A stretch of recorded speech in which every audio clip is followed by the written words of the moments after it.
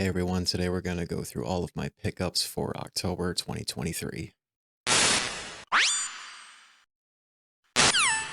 So admittedly, a kind of a slow month for pickups, because throughout this month, only was doing like deals on my local game store where it was like buy two games that were $9.95 and you would get a third one for free that was underneath that price point. So that's like the majority of stuff that I got this month, and also saving up for the month we're currently in now for November, because here in the States, Black Friday is coming around, so saving up for like any like good deals that I will see at my local game stores, or like brand new games through like Amazon or like wherever I'm gonna pick up games from throughout this month. But before we get to these, if you're a fan of this type of content, please consider subscribing to the channel. I do videos like this monthly, and do look into do like more live streams on my channel too. Also, my Twitter and Discord is linked in the description as well. Join my Discord if you want to chat with me directly, that we can talk all about the things video game related, or just whatever topic that comes to mind. So first thing that I got, yep, throughout October, plenty of well-known game releases like your Spider-Man 2's, Lords of the Fallen, a remake of like a 2014 game, and Alan Wake 2. There was like another one that's not coming to mind right now, but all that stuff I didn't bother getting. The one thing that I did get that was debatably like the most controversial title and very lackluster, but just couldn't resist not buying it: the Metal Gear Solid Master Collection Volume 1. So this was the first time in how long that Konami has done something with the Metal Gear series. Like ever since MGS5 Phantom Pain, we do not count Survive in this discussion for the Metal Gear series.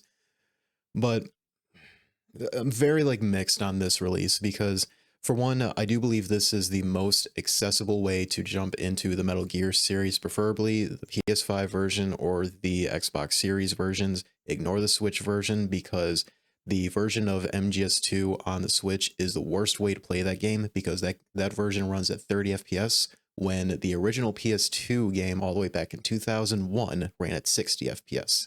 Objectively, Switch version is the worst version for Metal Gear Solid 2.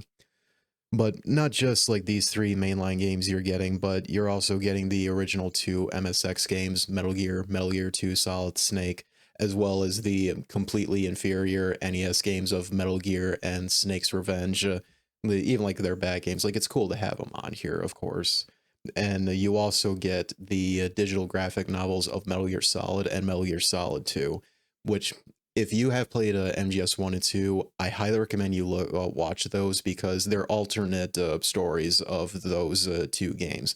Especially for Metal Gear Solid 1, I love what they did with Psycho Mantis. They basically added more stuff to it, and it's all the original voice actors as well too from each respective game.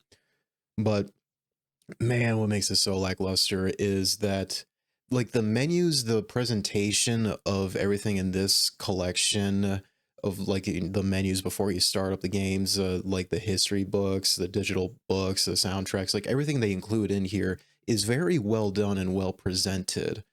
It's just the games themselves are just so lackluster, because they're just ports, and just a basic emulated version of MGS1, and 2 and 3 is just the HD editions that Blue Point Games made back like a decade ago at this point.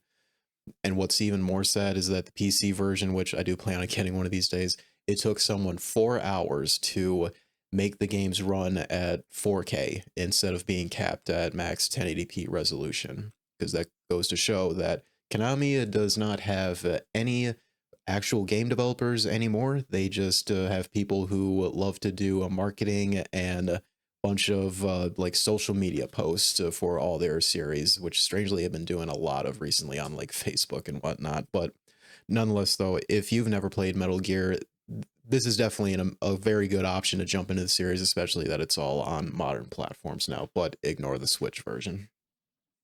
All right, up next we got three PS3 games. First one is Super Street Fighter 4. I didn't jump into the Street Fighter series until Street Fighter 5 when that first came out on PC, which was very, very lackluster. But I've since become like a huge fan of the series. I especially love like all the characters that do look to get in like a lot of the games in the series. And this was like, as I mentioned at the start of this video, this was like less than $10 that I may have gotten this for free possibly. But if you are looking to get Street Fighter 4, get Ultra Street Fighter 4 because that has like most of the content on the disc. This was like the second re-release that they did of Street Fighter 4. Something that Capcom was very infamous of doing back then, that they still kind of do with the series to this day. Okay, next game. I've known about this one for a very long time, especially seeing like videos and discussions of like hidden gems from the 7th generation, but never bothered getting it until I finally saw it in my local game store because I don't want to pay extra shipping for really cheap games on eBay. No, but the game question is Enslaved Odyssey to the West. I know almost nothing about this game. From what I can tell of it, it seems like it's very similar to Uncharted, but like I said, this was just a game that I commonly would see of like hidden gems that deserve more recognition that came out during the 7th generation. So yeah, finally found in my local game store that essentially got this game for free or like just a very good price overall. It is a cheap game, keep in mind. It just was just waiting to pick it up in one of my local game stores. All right, next game. I did have this digitally on the PS3, but just wanted to get a physical of it. Essentially got it for free this month. It's Rayman Origins. This game is, even when you're not including Rayman Legends, this is still one of the most beautiful 2D platformers ever. And it's such a shame that Ubisoft refuses to do anything with this series or even make another game that uses the Ubi art engine. Because the art style or just the graphics or presentation in this game and Rayman Legends is absolutely gorgeous. On top of that, the level design in this game is top notch. That if you haven't played Rayman Legends, you love 2D platformers, do not mess up on this release. All right, we got some Xbox games. These are all like console exclusives or later on the 360 like pure exclusives to the system. First one is Gears of War 4. I did get the other Gears of War releases back on the 360, and this was like just now just getting ones on the Xbox One off the list. Don't know when I'll visit this series. It's always one that's been on my radar, but not one that I'm dying to play though. But went on and get that. This next game, like it was like a shame that this ended up being like a disappointment to given like the developers that were making this game, but then again, one person that was behind it, well, that was probably the reason why this game turned out mediocre in my opinion. But this game, it is Recore. So if you know about this game, this was made by some of the original creators of Metroid Prime from Retro Studios back then. And that alone like made me very interested in this game because it's Metroid Prime. That's one of the best games ever made. But one other person that was involved, who's very infamous these days, in my opinion, who is Keiji Inafune. Most people would know him back then for being like the father of Mega Man that everyone likes to call him. And when he left Capcom, made Mighty Number 9, how much of a failure that was, that he was involved with this game. That's probably why this game ended up being mediocre, in my opinion. Keiji Inafune, he's not a good game developer in recent years at all, but was still like very interested in this game, even if it is a mediocre, because like this game was like less than $5, I would say, and it's still purely exclusive to the Xbox One in terms of consoles. It is on PC. I can't remember if it was a good PC port, but they got it physically on consoles now. Right, this next game, this was like a potential system seller for the Xbox One back then, but given that even in the first year of that system's lifespan, Microsoft was already porting games to the PC that were exclusive to the Xbox One. There was plenty of talks that this game was going to get that treatment, which it did only like 4 or 5 years later. But this game, it is Sunset Overdrive. This is a game made by Insomniac, and this was like the first Xbox One exclusive that was really worth buying the system for. All like the launch titles, like they weren't of good quality at all. That wasn't reason enough to buy the system back then, but this was like the first one that in my eyes was a good reason to buy the system. But even like right after this game came out, there was already so many talks of it coming to PC, which is how I eventually waited out on picking the game up. It took forever to do it, but inevitably it did. but just picked it up physically just to have it on a disc. All right, next, some three Xbox 360 games. First one is Dead or Alive 4. So like everywhere I looked, this Dead or Alive game, it is still purely exclusive to the Xbox 360, and just wanted to lead me to picking this up specifically. Right. These next two 360 games, these are ones that I would highly suggest picking up sooner rather than later, because I can definitely see throughout next year that I even mentioned in my previous videos that the 360 is getting really close to having like a lot of its titles potentially spiking up in value pretty soon. That I definitely see that happening next year. But these first two, these are both RPG games that if you're into that genre, I highly recommend that you get these. First one, it is Infinite Undiscovery. This is a 360 pure exclusive game. Like I mentioned, it doesn't exist on any other platform, and it is made by Square Enix. Does look similar to like older Final Fantasies. I've not seen like any gameplay on this game, to be honest, but it is a purely exclusive to the 360 and still very, very cheap. You can get this like less than $20, I would say. And so yeah, do not miss up on this game if you're a fan of RPGs. This next one, this is the one that I would suggest you definitely pick up sooner rather than later, given that, again, this is a pure Xbox 360 exclusive. It is an RPG game, and it is made by Hironobu Sakaguchi, who was known as being like the lead creator of Final Fantasy back then. And a lot of people do consider this to be like the real Final Fantasy 13 back then. It's Lost Odyssey. So yeah, if you're a fan of Final Fantasy and hope like 13 would have been a better game, then I would probably suggest you play this. Haven't played it myself yet, but given the nature of what this game is, I definitely wanted to get this much sooner than later. So yeah, if you're gonna pick like any pure 360 console exclusive, I would highly recommend that you get Lost Odyssey before it goes up in value. Okay, next stack games. These first couple, these aren't like games, but they're like combination of demos and like utility tools, but I think they're worth talking about here. So this first one, it is the Pizza Hut PS1 demo disc. The reason I got this and why I say this is very special to me, this was the very first time that I experienced my favorite game of all time, which, as you all may know, is Metal Gear Solid. You can see a screenshot right there of the first game with Snake.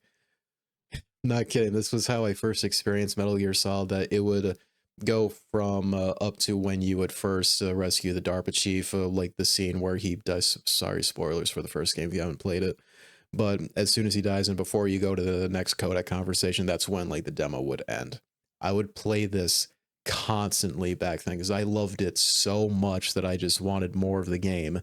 That eventually, years later, I think it was my grandmother, she got me Metal Gear Solid 3 Snake Eater, and since then, been a diehard fan of the series. And yeah, just this release, like to me, is very, very special that I just wanted to get it because of the historical nature of it. Right, this next thing, these are all PS2 utility tools essentially, but I believe like these are still worth talking about. This first one, it is a sealed PS2 online startup disk for broadband only. I take it this was probably like setting up your network adapter for the PS2, given that this is version 3.5, so it may have been an updated version of it. But because of the fact that it was still sealed, like just wanted to get it. It was like $1 or something. Keep in mind, like all these like utility tools in that demo disc, they're all like $1 essentially. Right, next one, it is another PS2 network adapter startup disk. I take it this was probably version 1 of the startup disk for the network adapter. Can't really tell as it doesn't have like a version number in here, but yeah, I just wanted to get it. Thought it was pretty cool that it had like advertisements for games that you could play online back then. But this isn't like really necessary to have even for like modding the system for to play like games that were like discontinued officially online that are now run by fan servers. There's like other methods to do that, but hey, this is like how you would officially get it if you had to change configuration settings on games that didn't allow you to do that in game. All right, this next one, the last utility tool, it is the PS2 DVD player firmware update disc. The disc, it came loose. I just put it into a custom CD case here. But what's really interesting with this disc is this was how the PS2 did firmware updates back then.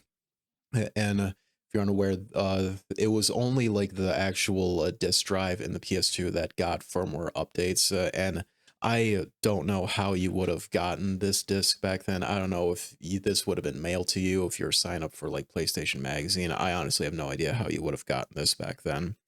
But the problem with this is if you did update the disk drive, the actual firmware update was saved to the memory cards, and they would take up like half the storage size of the memory cards. So if you had, like official 8 megabyte memory cards, that's like half the whole storage space taken up. So Sony like really discontinued this whole idea like really fast, but that whole process though of the system handling firmware updates in the long run, that would be a major benefit for the community, because that is what came to be of Free McBoot, which if you're into the PS2 modding scene, like Free McBoot is obviously a thing that everybody uses, because that something you put on like a memory card or whatever storage device you have in the PS2, and that runs custom firmware so you can run like whatever you want on the system. Not going to go in deep with it though, because there's plenty of information out there for what Free McBoot is and everything that you can do with a modded system. It's personally what I use on my system whenever I do play games on the PS2, because if you guys watched my live stream of Kuwan not that long ago, that's how I was playing the game originally, was with my modded PS2 with Free McBoot. All right, next game, the rest of these are PS4 games, and the first one, it is the PlayStation VR Demo Disc 3. Just wanted to get this because I always have a fascination for demo discs, mainly because of my history with that Pizza Hut one on the PS1. But yeah, just wanted to get it because it was like $2 or something like that. All right, this next bunch of games, these are all Ubisoft games. I don't know why for this series that I suddenly had like an urge to get back into this series. Not like right now, but like eventually, like I'll play these. Though just a sudden interest like came up this month that made me want to get into it. No idea why, but somehow I got the urge. So first one, this is a launch title for the PS4, by the way. It is Assassin's Creed 4 Black Flag. Fun fact, this was the very first PS4 game that I ever got when I got my first system for Christmas that I no longer have, but hey, Assassin's Creed 4 was the very first PS4 game I ever played. I honestly don't know why a lot of people say this is their favorite game, because it all comes back to like the boats sections, which to me is really boring because the boat combat can only go for so long till it just gets really, really stale, honestly. But hey, I'll play through it again one of these days, though.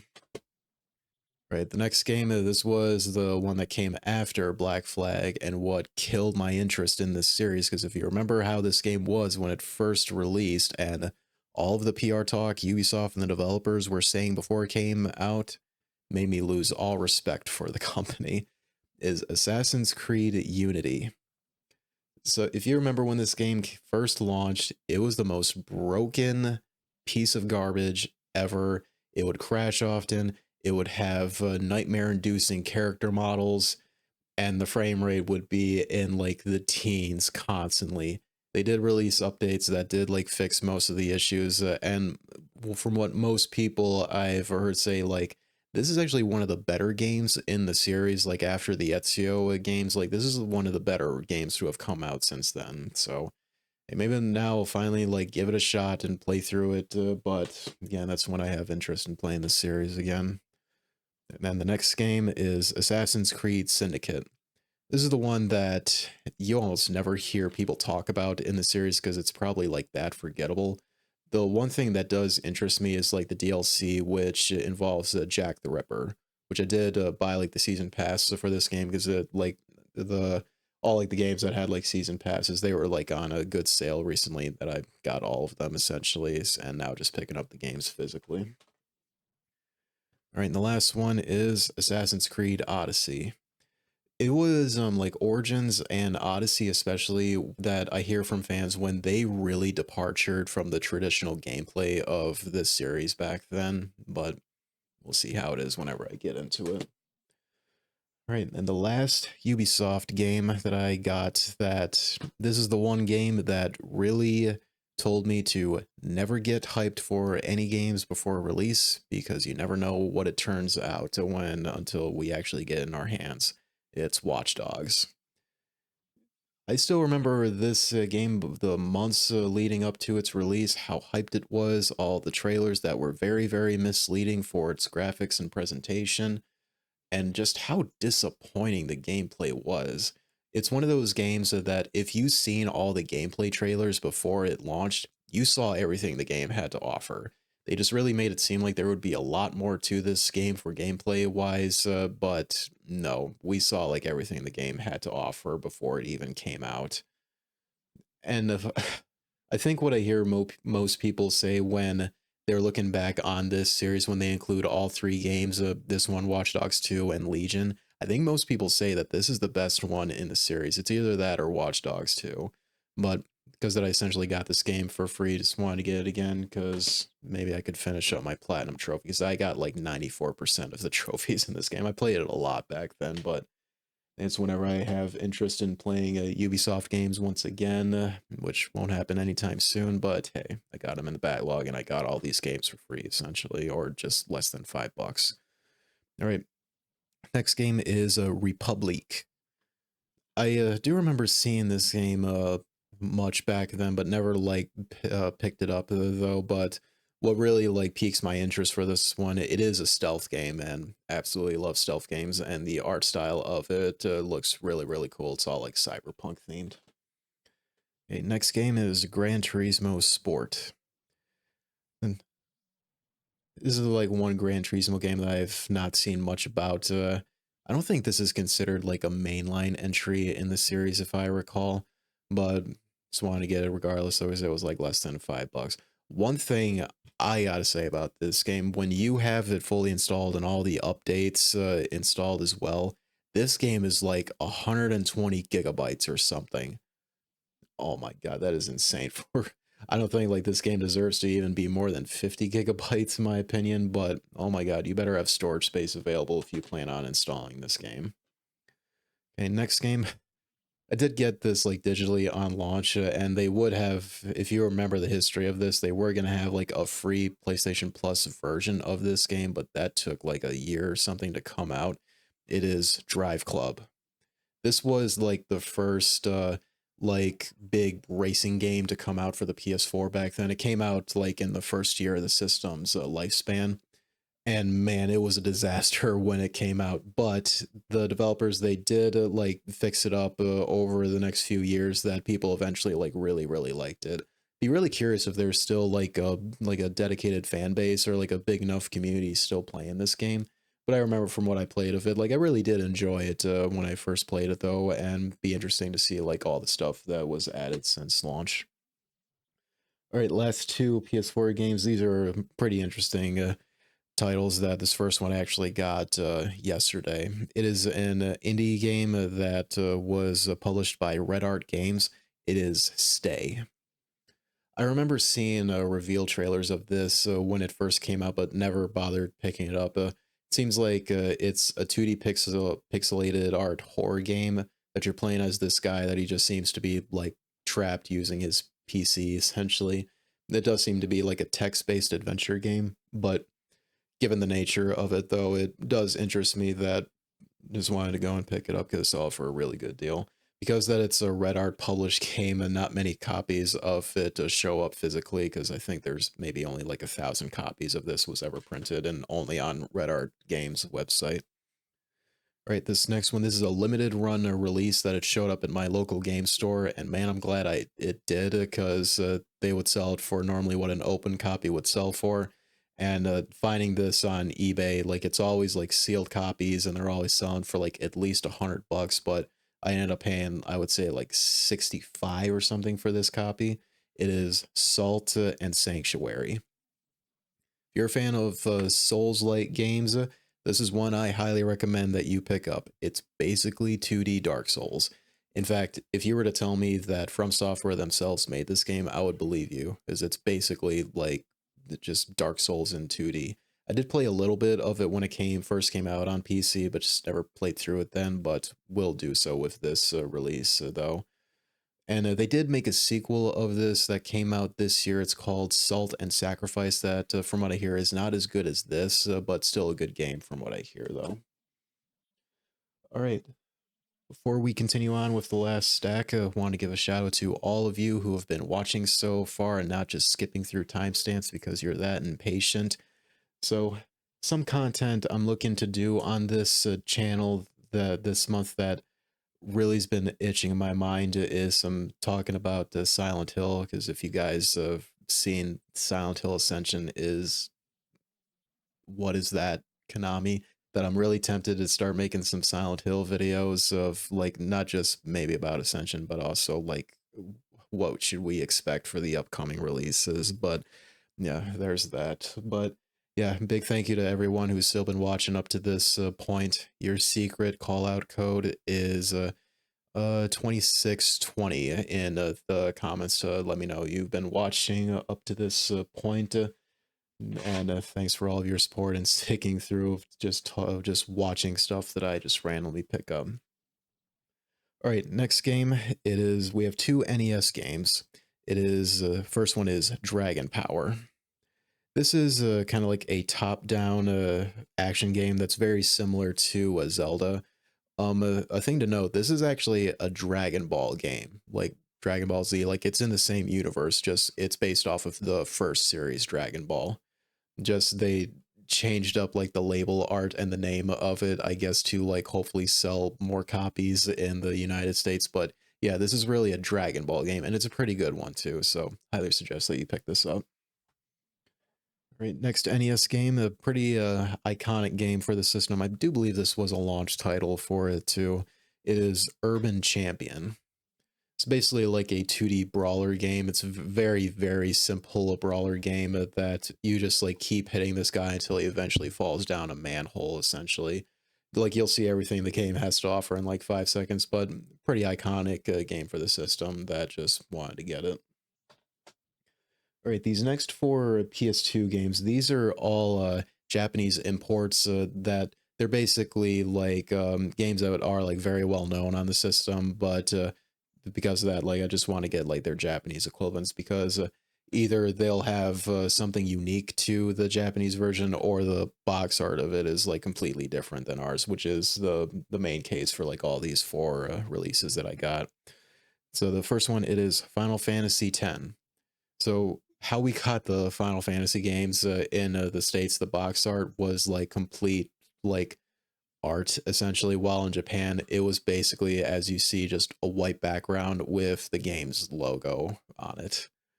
Kind of lame, honestly, but hey, it's pretty unique that they got that. Well, for us, we got like full on unique artwork for the games.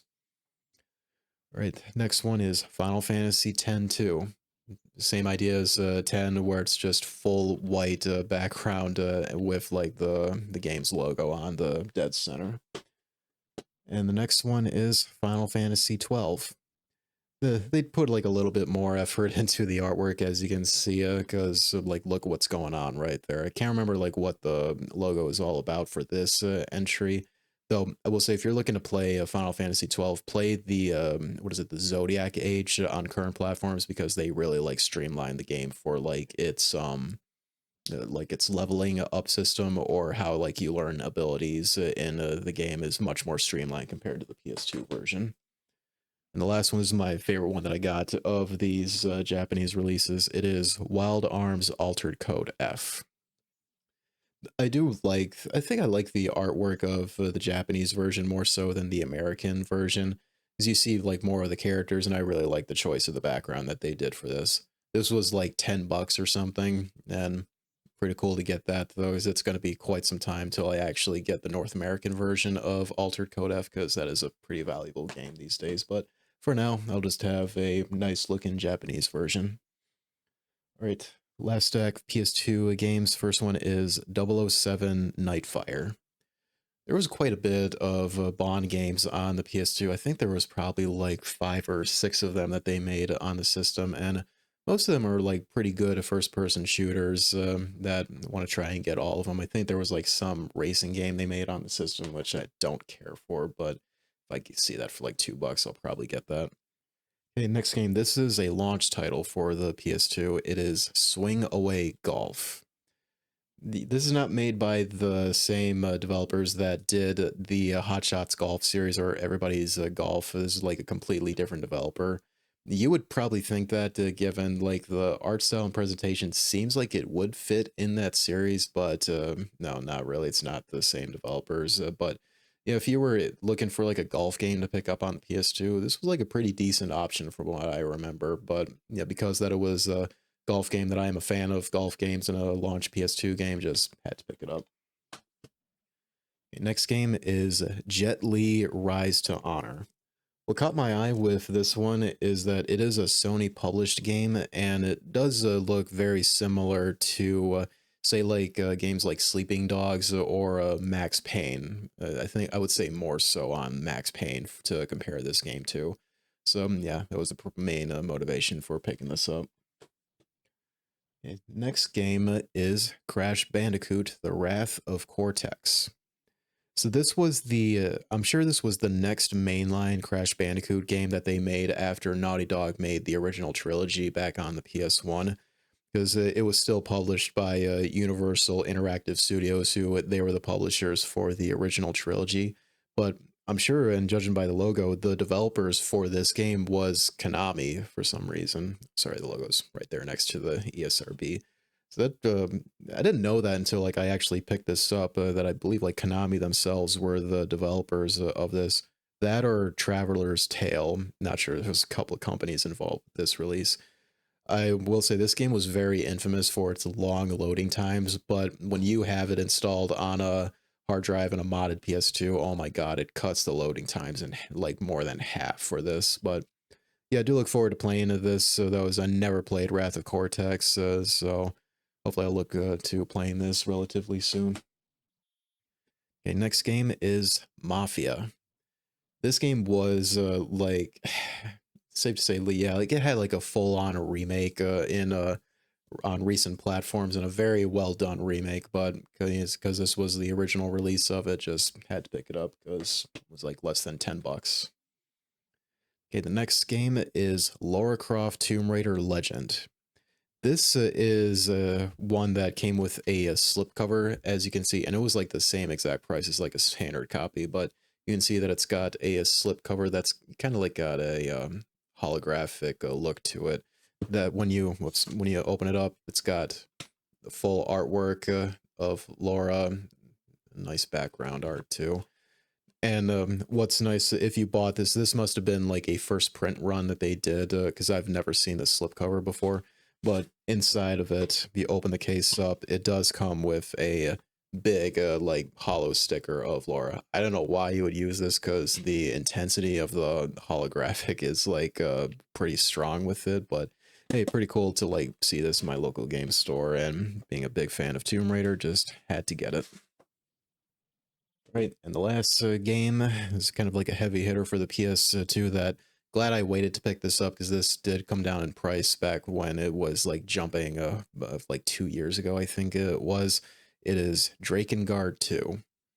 So the Drakengard games, these are made by oh my god, I can't remember the guy's name, but he's the one that made the Nier Automata game. So like Nier Automata and the Nier Replicant remake.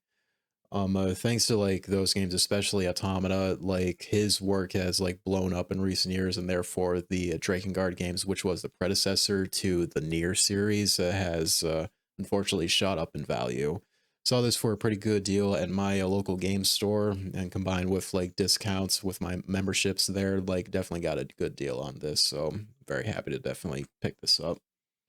So that will do it for this month's pickups. I hope you guys enjoyed it. Like I said, do subscribe for more content like this in the future. Until then, I will see you guys next time.